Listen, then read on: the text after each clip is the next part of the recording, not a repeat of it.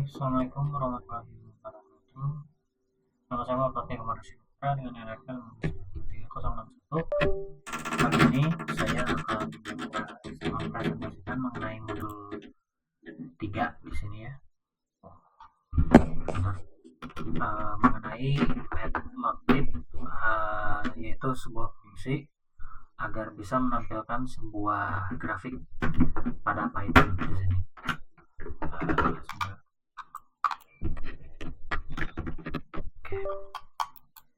Oke, sederhana saja, kita langsung mulai aja. Yang paling pertama di sini kita import dulu lah ya. Library-nya di sini kita memerlukan NumPy, Pandas, Matplotlib, dan juga Seaborn. Jadi di sini untuk membuat sebuah grafik kita tentukan dulu nilai x-nya berapa. Misalkan saya ingin 10, 20, 30, 40, lalu y-nya 20, 30, 40, 50. Maka ntar hasilnya akan menjadi sebuah garis lurus ya, seperti ini kurang lebih. Lalu bisa juga menggunakan sebuah memberikan sebuah deskripsi ya agar lebih jelas. Contohnya di sini kita ingin menambahkan judul di atasnya, itu kita menggunakan plt title di sini. Lalu jika ingin menambahkan label untuk sumbu y, maka y label, tambahin y label. Lalu jika ingin menambahkan label pada sumbu x, maka x label di sini. Lalu masukkan berupa ini ya, berupa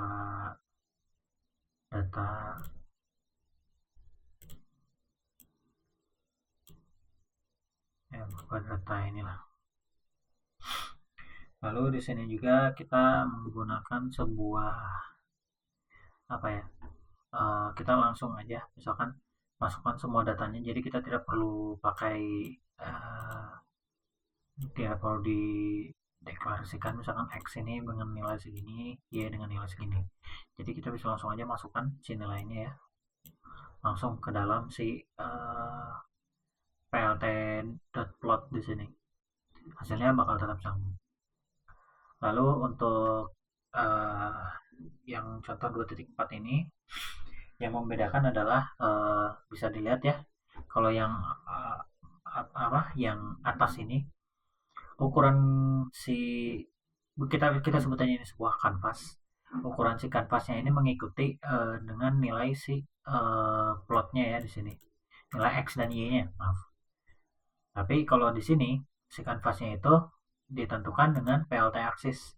Jadi di sini untuk yang dua nilai pertama ini untuk menentukan nilai x-nya yaitu 0 sampai 50. Lalu untuk nilai y-nya itu 5 sampai 60. Kurang di sini sampai di sini lah ya kurang lebihnya. Seperti itu. Lalu di sini di 2.5 ini masih sama, cuman di sini kita menggunakan array di sini ya, dan dideklarasikan dengan x point dan y point di sini. Data array itu bisa dibuat data array itu bisa ditampilkan sebagai grafik ya, begitu. Lalu di sini ada contoh 2.6. Di sini kita ingin ngebuat, kan ini tuh garis, kita tuh ingin buat agar si garis tiap titik misalkan 10, 20 ini jadi titik, sebuah titik, dengan cara ya tadi kita panggil dulu plt plot x pointnya, kita panggil nilai x, kita panggil nilai y. Lalu di sini ada indikator untuk misalkan kalau mau lingkaran tuh ini ada, bisa dilihat di modul ya, di bagian sini. Ini ada markernya di sini, ini untuk lingkaran, ini untuk star, point, pixel, x tebal, dan lain sebagainya ya, agar bisa dimanfaatkan. Tapi kali ini kita menggunakan lingkaran saja, jadi ada titik-titik ini guys, kurang lebihnya. Lalu untuk contoh 2.7 ini, di sini saya ingin, kan ini tuh sudah titik-titik, saya tuh ingin misalkan ada garis antar titik ke titik. Bisa dengan cara sebelum kita tulis O ini, si lambangnya kita tulis dulu marker di sini untuk membuat garis dari titik ke titik gitu kurang lebih. Lalu di sini kita juga bisa nge-custom nih lingkarannya itu ingin berwarna apa.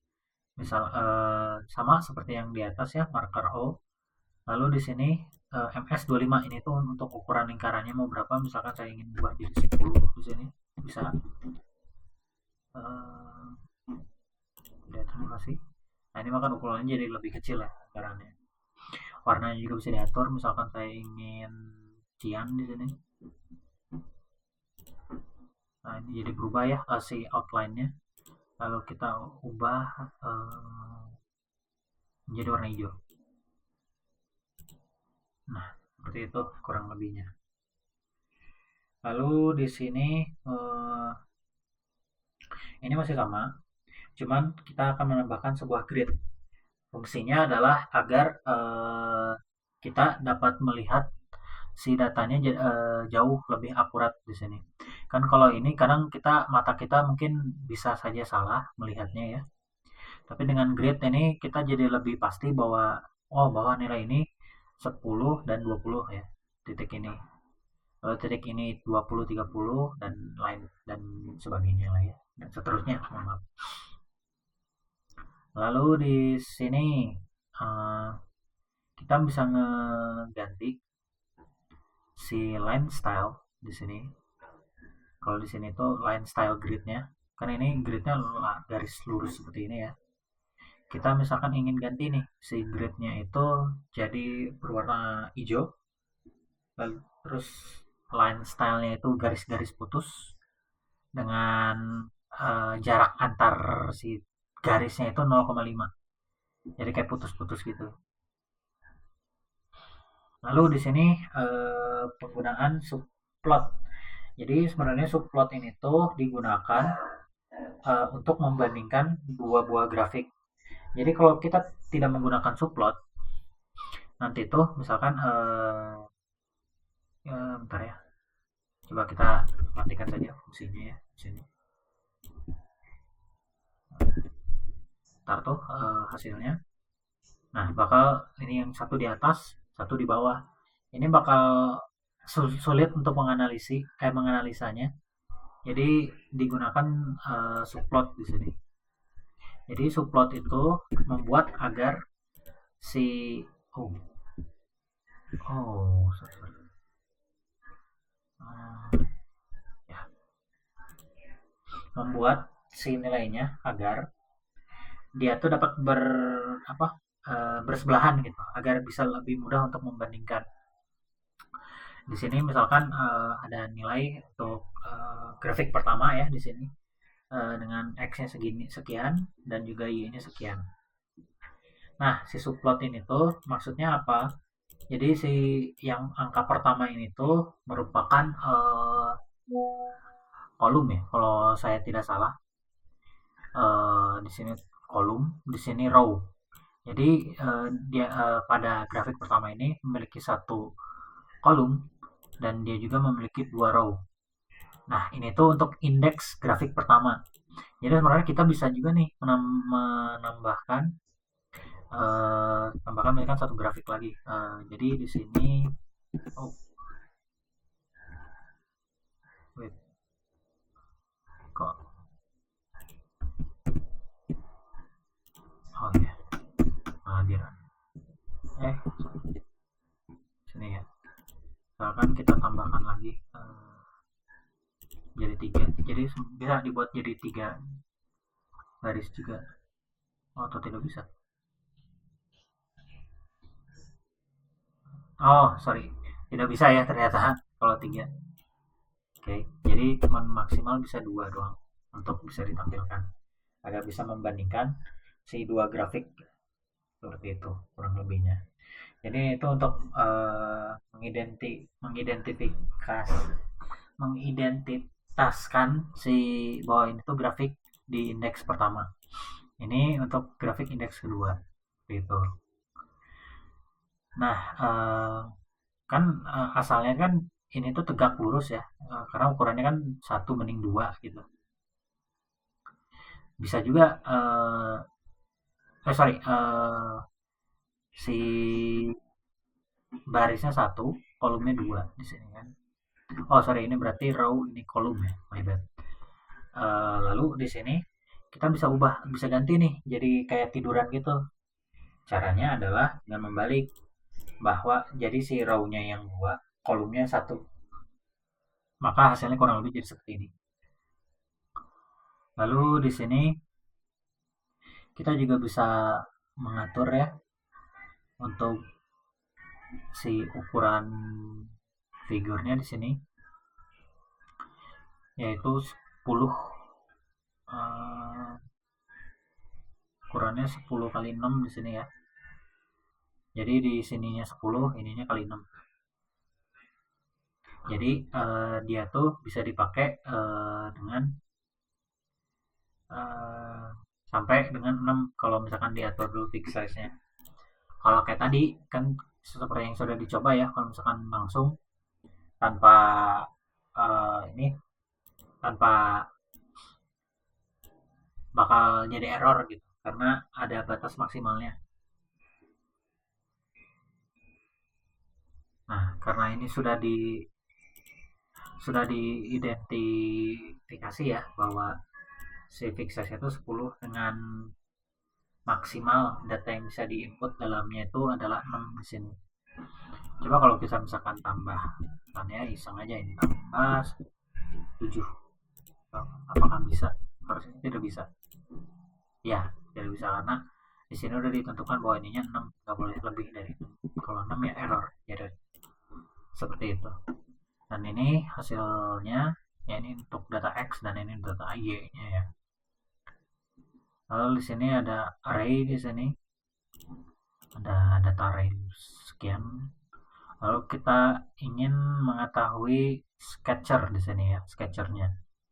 Ya udah, jadi tinggal dimasukkan aja nilai X dan Y-nya di sini. Sketchernya. Maka ntar ketahuan nih datanya itu.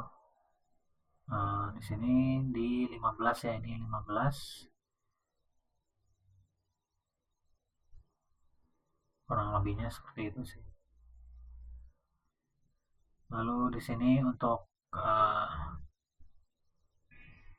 mengetahui, untuk mengatur juga sih, mengatur color nih, kita bisa mengatur color ya di sini. X-nya boleh sama di sini. Yang kita ganti itu cuma Y1, Y2 dan Y3-nya di sini. Dan kita ubah juga warnanya biar nggak terlalu sama, biar nggak pusing juga. Nah, selain grafik garis, eh, Matplotlib ini juga bisa digunakan untuk grafik batang di sini. Kita harus identifikasi dulu nih, misalkan batang pertama itu A, batang kedua itu B, batang ketiga C, batang keempat D. Nah, tinggi dari batangnya itu diatur di Y di sini.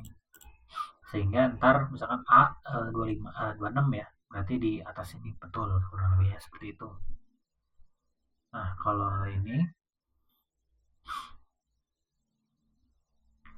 tuh jadi apa? Di kurang lebihnya kayak digabung ya si datanya gitu. Untuk nampi random ini hanya memberikan nilai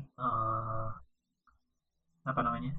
Nilainya secara random gitu kurang lebihnya. Nah, ini untuk datanya itu di data tertingginya 170, data terininya 10, lalu di maksimalnya ya di 250. Lalu kita dengan jika ingin mengaininya tinggal pakai, kalau mau di kayak gini ya pakai PLTIS. Kayak gimana sih coba pakai PLT bar di sini ya, apakah bisa? Harusnya nggak akan bisa karena X-nya di sini dibuatnya random ya, itu kurang lebihnya. Oke, di sini juga kita bisa mengubah si grafiknya dengan menggunakan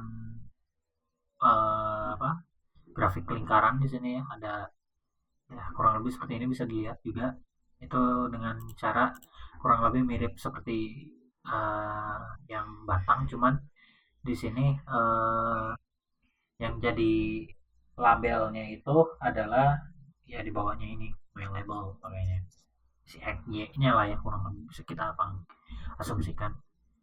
Nah, ini ada nilai 35, 25, 25, 15 untuk jumlahnya berarti.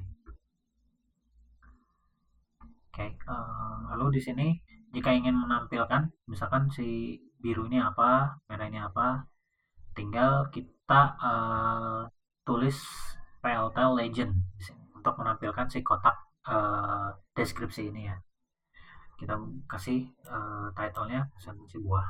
Tuh. Nah, ini untuk box plot.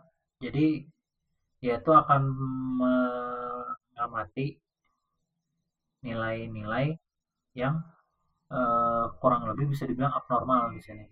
Nilainya beda jauh lah gitu. Nah, ini nilai ini tuh setidaknya ada di dalam range di sini. Nah, dua nilai ini tuh berarti bisa dikatakan nilai yang abnormal yaitu 75 dan 102 di sini ya. Dan adalah nilai abnormalnya kurang lebihnya. Seperti itu. Nah, ini tuh untuk menentukan kuartil 1, 2 dan 3 ya. Dengan menggunakan box plot di sini. Ya, jadi kita masukkan lagi sebuah data di sini, lalu kita ubah jadi data frame dengan masukkan ini pengamatan dan juga kolomnya sebagai nilai. Kita deklarasikan kuartil 1 itu DF nilai kuartil 0,25, kuartil 2 itu 0,5 dan kuartil 3 itu 0,75. Nah, untuk IQR ini tuh nilai ter kuartil 3 dikurangi nilai kuartil 1. Apa namanya tuh? Selisih ya. Selisih kuartil pertama dan kuartil 1. Lalu untuk mencari kuartil bawahnya, kita cukup kuartil 1 dikurangi 1,5 dikali IQR di sini. Jika IQR sudah diketahui. Kalau kuartil 3 juga sama, bedanya C ini ditambah. Kalau ingin mencari ekstrem bawah, itu kuartil 1 dikurang 3 dan ekstrem atas kuartil 3 ditambah 3. Gitu kurang lebihnya. Nah, ini ya udah ketemu. Lalu di sini untuk menampilkan contoh ya kurang lebihnya perbandingan antar box plot di sini. Nah, ini tuh titik-titik ini tuh merupakan nilai yang bisa dikatakan abnormal karena beda dari yang lain gitu. Beda sendirilah nilainya. Kalau di rata-ratain tuh yang lain berdekatan di sini, mereka berdua ini jauh sekali nilainya. Karena kan ya yang lainnya kan paling mentok di sini paling tingginya di 45. Tiba-tiba nih melonjak di 75 sampai 102. Maka dua data ini dikatakan abnormal. Karena nilainya sangat jauh berbeda dari nilai-nilai lainnya. Seperti itu. Ini kurang lebihnya ya inilah untuk contoh ya. Kurang lebihnya seperti ini. Oke, kita lanjut aja ke soal di sini ya. Jadi kita biasa kita import dulu pandasnya di sini, lalu import matplotlibnya sebagai PLT ya. Lalu kita load datasetnya di sini bed driver CSV. Tapi saya lupa ini belum saya download lagi, soalnya ini saya download dari drive. Lalu kita tampilkan data frame paling atas gitu. Lalu di sini kita nama kolomnya sesuai soalnya, kolom number, kolom spending, kurang lebih seperti itulah.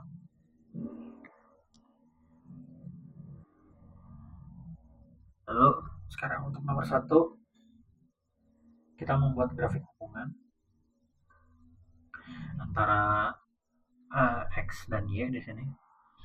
Atau ini kan figura atau kanvanya. Kalau saya lebih nyamannya mengatakan kanva ini. Kanvanya ini di ukuran 8 kali 5 di sini. 8 kali 5 ya. Nah, untuk sketcher di sini kita masukkan data frame kolom not distracted. Jadi kolom ini ya.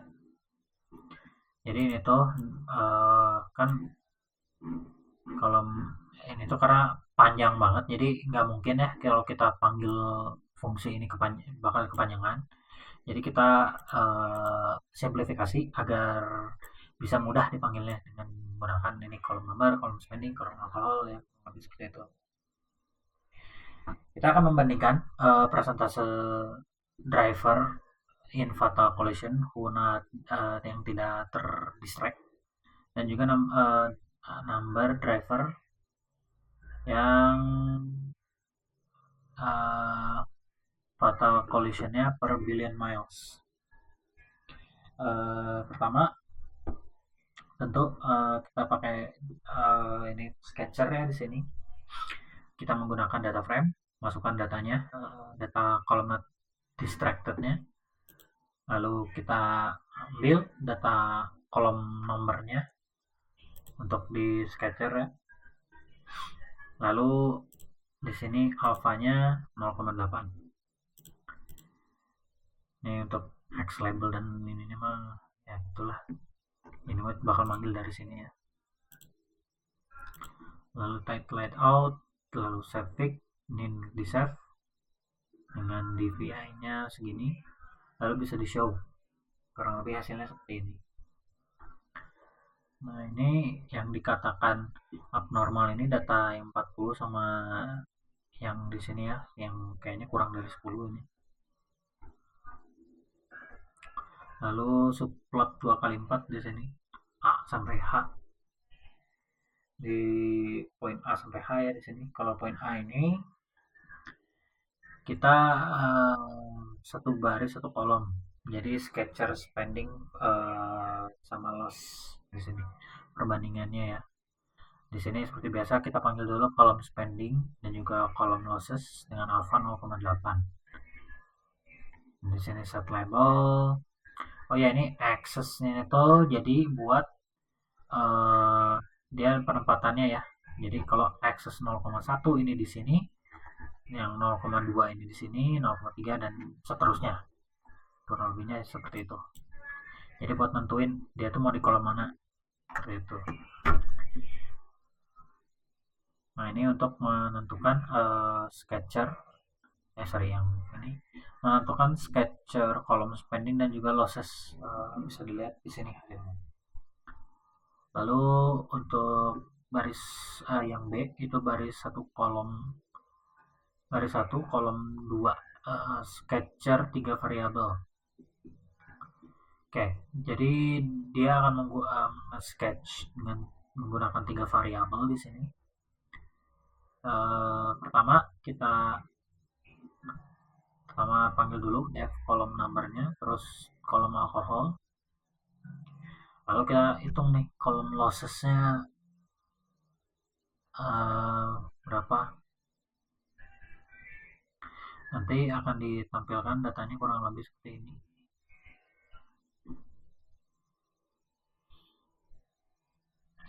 Lalu di sini ada histogram number driver ya. Di sini ada his, function his itu untuk menampilkan histogram. Lalu dengan cara memanggil data frame column number bin 10 dengan edge colornya itu warna hitam di sini. Lalu ya, kurang lebihnya seperti ini. Lalu di sini box plot speeding. Di sini kita akan melihat apakah ada data yang anomali. Untuk box plot speeding ternyata tidak ada. Semuanya rata-rata berada di dalam area yang cukup wajar. Lalu setelah speeding itu box plot alkohol imarate. kurang lebih sama ya, kita cek juga. Ternyata untuk alkohol ini ada data anomali di atas ini 3 dan di bawah ini 1. Begitu juga dengan box plotnya ada 2 ya. Lalu di sini ada histogram no previous accident. Yes, accident itu ini. Jadi dia kurang lebih pakai histogram memanggil data frame kolom uh, previous accident dengan bin 10, edge color 10 dan alpha 0,8. Lalu kita akan menampilkan si kolomnya kurang lebihnya seperti ini sih untuk histogramnya. Kita lanjut ke nomor 3 di sini disuruh mencari kuartil 1, 2, 3 outlier bawah atas dan ekstrem bawah atas. Seperti yang sudah dijelaskan di contoh modul ya, kita tinggal copy aja literally. Jadi tinggal gini aja sih, ke kuartil 1 ini kita masukkan untuk kolom lossesnya. Kita cari kuartil pertama itu yaitu dikali 0,25 ya. Lalu kuartil 2 nya itu dikali 0,5, kuartil 3 nya dikali 0,75, kurang lebih seperti itu. Lalu untuk mencari outlier bawah itu yaitu kuartil 1 dikurangi 1,5 dikali IQR di sini. Karena IQR ini tuh selisih dari seperti yang tadi dibilang selisih kuartil 3 dan kuartil 1. Ya. Lalu untuk outlier atasnya itu berarti kuartil 3 ditambah 1,5 begitu. Nah, dikali IQR. Untuk ekstrem bawahnya ini kuartil 1 dikurang 3 kali IQR. Untuk ekstrem atas itu kuartil 3 plus 3 kali IQR. Tentu hasilnya kurang lebih seperti ini. Gitu. Kurang lebih yang bisa saya sampaikan. Bila ada kekurangan, mohon maaf. Wassalamualaikum warahmatullahi wabarakatuh.